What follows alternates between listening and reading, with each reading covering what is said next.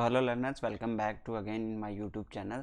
तो आज हम प्रैक्टिस सेशन 12 को स्टार्ट करने वाले हैं और प्रैक्टिस सेशन 11 तक हमने कर लिए हैं और आई होप आप लोगों ने भी देखे होंगे और बहुत ही यूजफुल है आपके आगे आने वाले एग्जाम के लिए।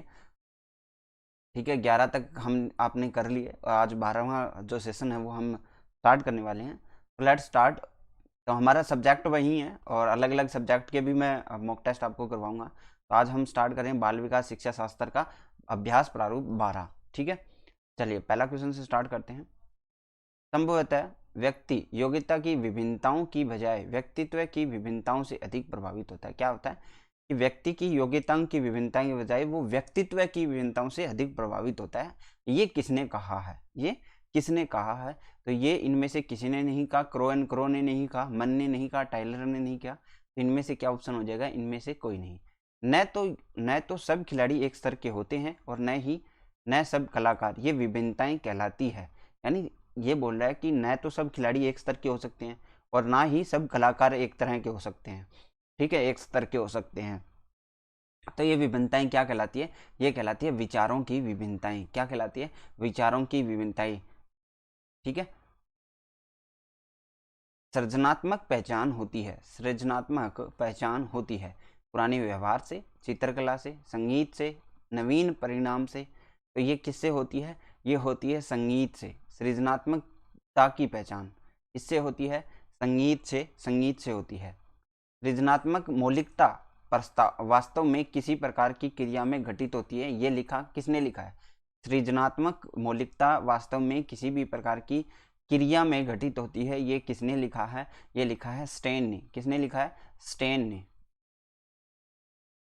नेक्स्ट क्वेश्चन देखो। जो बालक एवं व्यक्ति असामान्य किंतु प्रासंगिक विचार तथा तथ्यों के साथ समन्वय स्थापित करता है कहलाता है। क्या कहलाता है?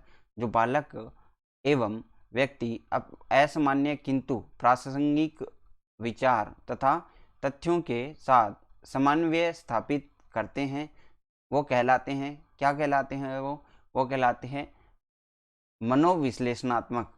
मनोविश्लेषणात्मक अति शीघ्र सीखने का प्रभावशाली घटक है समायोजन, अनुभव, ज्ञान, अभिप्रेरणा। तो अति शीघ्र मतलब जल्दी से जल्दी सीखने का जो घटक है वो क्या है? वो है ज्ञान। क्या है? ज्ञान। सीखने के मनोवैज्ञानिक कारक है। यानी मनोवैज्ञानिक कारक क्या है? तो आपको पता है कारक हर चीज में पूछेगा। मनोवैज्ञानिक व्यक्तित्व को प्रभावित करने वाले कारक ये सारी चीजें आपसे पूछता है। प्रेरणा एवं रुचि, शारीरिक एवं मानसिक विकास और अभ्यास एवं शिक्षण, ये सभी। तो इसमें क्या हो जाएगा? शारीरिक एवं मानसिक। सीखने के मनोवैज्ञानिक कारक क्या है? शारीरिक एवं मानसिक। नेक्स्ट क्वेश्चन देखिए। अधिगम के शारीरिक कारक है। अधिगम के शारीरिक कारक क्या है? सप्रस, वातावरण, संवेगात्मक, परिपक्वता। तो परिपक्वता क्या है? अधिगम के शारीरिक कारक है। अधिगम के शारीरिक कारक। व्यक्तित्व कैसी अवधारणा है? व्यक्तित्व कैसी अवधारणा है? सापेक्ष, निरपेक्ष, सापेक्ष, अनिरपेक्ष। तो इसमें क्या हो जाएगा आपका आंसर? इसमें डी आंसर आपका सही हो जाएगा, अनिरपेक्ष। क्या है? कैसी अवधारणा है? व्यक्तित्व कैसी अवधारणा है? अनिरपेक्ष। व्यक्तित्व की महत्वपूर्ण अवस्था कौन सी है? यानी व्यक्तित्व की महत्वपूर्ण अवस्था कौन सी होती है? बाल्यावस्था, शेषावस्था, काफी इंपॉर्टेंट क्वेश्चन है। प्रौढ़ावस्था और यौनावस्था। देखिए बाल्यावस्था में व्यक्तित्व निर्माण नहीं होता, ना ही शेषावस्था में हो सकता है। प्रौढ़ावस्था तो क्या हो जाती है? लेटर आ जाती है, क्योंकि प्रौढ़ावस्था तो बुढ़ापे की है। तो यौनावस्था में आपका क्या है? व्यक्तित्व निर्माण होता है कि आप कैसे व्यक्तित्व है। ठीक है, नेक्स्ट। लेटिन लेटिन शब्द है परसोना। परसोना का अर्थ क्या है? परसोना का अर्थ क्या है? तो इसका अर्थ क्या हो जाएगा? व्यक्तित्व से। किससे अर्थ है? परसोना का मतलब क्या है? व्यक्तित्व से। व्यक्तित्व की विशेषण में प्रमुख स्थान रखता है आत्म चेतना, सामाजिकता, शारीरिक एवं मानसिक स्वास्थ्य, दृढ़ इच्छा शक्ति। इसमें क्या रखता है? तो इसमें आता है आपका शारीरिक एवं मानसिक स्वास्थ्य। शारीरिक एवं मानसिक स्वास्थ्य व्यक्तित्व की अंतिम विशेषता है। व्यक्तित्व की अंतिम विशेषता क्या है? व्यक्तित्व की अंतिम विशेषता है। व्यक्तित्व की अंतिम विशेषता क्या होती है? आत्म चेतना, सामंजस्य, सामाजिकता, निर्देश निर्देशित लक्ष्य की प्राप्ति। तो यहाँ पे क्या आ जाएगा, ए ऑप्शन सही हो जाएगा। आत्म चेतना जो है व्यक्तित्व की अंतिम विशेषता है। आत्म चेतना क्या है, अंतिम विशेषता है इसकी, व्यक्तित्व की। व्यक्तित्व की अंतिम विशेषता क्या है, आत्म चेतना। क्या है, आत्म चेतना।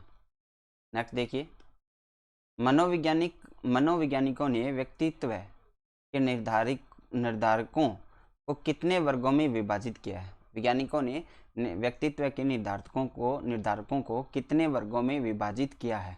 तो इन्होंने कितने वर्गों में विभाजित किया, इसे दो वर्गों में विभाजित किया है। किस कारक का प्रभाव सामाजिक कारकों के प्रभाव से अधिक सामान्य और कम विशिष्ट होता है। किस कारक का प्रभाव क्या होता है, सामाजिक कारकों के प्रभाव से अधिक सामान्य या विशिष्ट होता है। जैविक कारक, पर्यावरणीय कारक, ये भी दोनों, इनमें से कोई नहीं। तो क्या हो जाएगा, इनमें से कोई नहीं, इनमें से कोई नहीं। शरीर की दैहिक दशा मस्तिष्क के कार्य पर प्रभाव डालने के कारण व्यक्ति के व्यवहार और व्यक्तित्व को प्रभावित करती है। ये किसने कहा, क्या है कि शरीर की दैहिक दशा मस्तिष्क के कार्य पर प्रभाव डालने के कारण व्यक्ति के व्यवहार और व्यक्तित्व को प्रभावित करती है। ये किसने कहा, ये कहा आपके मैकडूगल ने। मैकडूगल किसने कहा कि शरीर की दैहिक दशा जो है मस्तिष्क के कार्य पर प्रभाव डालती है। ये कहा मैकडूगल।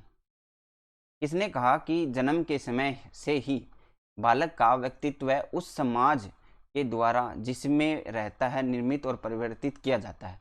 तो ये एक सही फैक्ट भी है। देखिए, जब भी आपकी बात करें कि जो हम जिस समाज में रह रहे हैं और जिस तरह का हमारे पास आसपास रहन है, वो उसी तरह का व्यक्तित्व भी बनाता है, उसमें निर्मित और परिवर्तित भी होता है। तो ये कथन किसका है, ये है गेरेट का।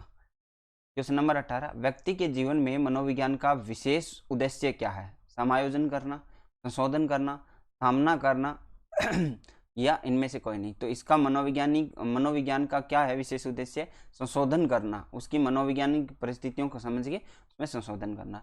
समायोजन की प्रमुख विशेषता क्या है, व्यक्तिक समायोजन, प्रतिबल समायोजन, व्यक्ति से प्रतिबंध संबंधित, उपयुक्त में से कोई नहीं। तो क्या है, समायोजन व्यक्ति से संबंधित है। क्या है, समायोजन व्यक्ति से संबंधित है। प्रतिबल के प्रकार कितने हैं, प्रतिबल के प्रकार कितने हैं। तो ये कितने प्रकार हैं, 5 प्रकार है। 5 प्रकार है। आंतरिक इच्छाओं के स्रोत कितने हैं, आंतरिक इच्छाओं के स्रोत कितने हैं। तो ये 3 स्रोत है। प्रतिबल के प्रकार कितने, 5। आंतरिक इच्छाओं के स्रोत कितने, 3। समायोजन की प्रक्रिया का प्रभावित करता है। समायोजन की प्रक्रिया को प्रभावित कौन करता है, कुट्ठा, प्रेक्षेपण, परिहार, अंतर्द्वंद। तो इसमें क्या आ जाएगा, अंतर्द्वंद आपका सही आंसर हो जाएगा। व्यक्तियों में अनेक प्रकार की विभिन्नताओं को देखा जा सकता है। कैसी कैसी विभिन्नताएं होती है, संवेगात्मक हो सकती है, शारीरिक हो सकती है, मानसिक हो सकती है, उपयुक्त में से कोई नहीं। तो इसमें क्या हो जाएगा आपका आंसर, इसमें मानसिक विभिन्नताओं के कारण, व्यक्तित्व में अनेक प्रकार की विभिन्नता को देखा जा सकता है मानसिक विभिन्नताओं के कारण। व्यक्तिक विभिन्नताओं का कारण है, व्यक्तिक विभिन्नताओं का कारण क्या है, वंशानुक्रम, संवेगात्मक, सीखने में, विचारों में। तो क्या हो जाएगा, सीखने में। कोई व्यक्ति प्रतिभाशाली, कोई बुद्धिमान, कोई कम बुद्धिमान एवं कोई मूर्ख होता है, ये विभिन्नता कहलाती है। रुचि में विभिन्नता, शारीरिक विभिन्नता, सीखने में विभिन्नता और मानसिक विभिन्नता। तो ये क्या होगी, रुचि में विभिन्नता। कोई कम व्यक्ति प्रतिभाशाली होता है, कोई बुद्धिमान होता है, कोई कम बुद्धिमान होता है, कोई मूर्ख होता है। तो इसमें क्या है, रुचि की विभिन्नता होती है। क्रिया प्रसूत अनुबंधन का सिद्धांत किसने प्रतिपादित किया। क्रिया प्रसूत अनुबंधन का जो सिद्धांत है किसने दिया, स्किनर, पावलोव, रोजर हल ने। तो किसने दिया, हल ने। संकेत अधिगम के अंतर्गत सीखा जाता है। क्या सीखा जाता है संकेत अधिगम में, पारस्परिक अनुकूलन, मनोविज्ञान, वातावरण, मनोदैहिक, क्या सीखा जाता है। तो इसमें हमारा मनोदैहिक सीखा जाता है। अधिगम के प्रमुख आधार हैं, प्रमुख आधार क्या है, अनुभव है, आत्मविश्वास है, परिपक्वता है, विश्राम है। तो इसमें हमारा क्या है, विश्राम है। प्रमुख आधार क्या है अधिगम का, विश्राम। अधिगम शिक्षा में योगदान है, कैसा योगदान देता है, व्यवहार परिवर्तन में, समायोजन में, नवीन अनुभव प्राप्त करने में, या इन सभी में। तो ये क्या करता है, आपके समायोजन में क्या करता है, योगदान देता है। अनुभव अधिगम का प्रभावशाली घटक है। अधिगम वातावरण तत्परता खेलना। अनुभव अधिगम का प्रभावशाली घटक कौन सा है? तो वो है खेलना। ठीक है, तो आज के लिए आपका जो प्रैक्टिस सेशन 12 है वो कंप्लीट हो गया। नेक्स्ट में हम प्रैक्टिस सेशन 13 करेंगे। और देखिए आपके मैंने पहले ही बताया था हम 20 प्रैक्टिस सेशन करेंगे और उसके बाद आपके हर टॉपिक के 20 प्रैक्टिस सेशन होंगे। ठीक है, तो ये आपका प्रैक्टिस 12 कंप्लीट हो गया। मिलते हैं नेक्स्ट क्लास में। सो अभी के लिए thank you, bye, have a nice day.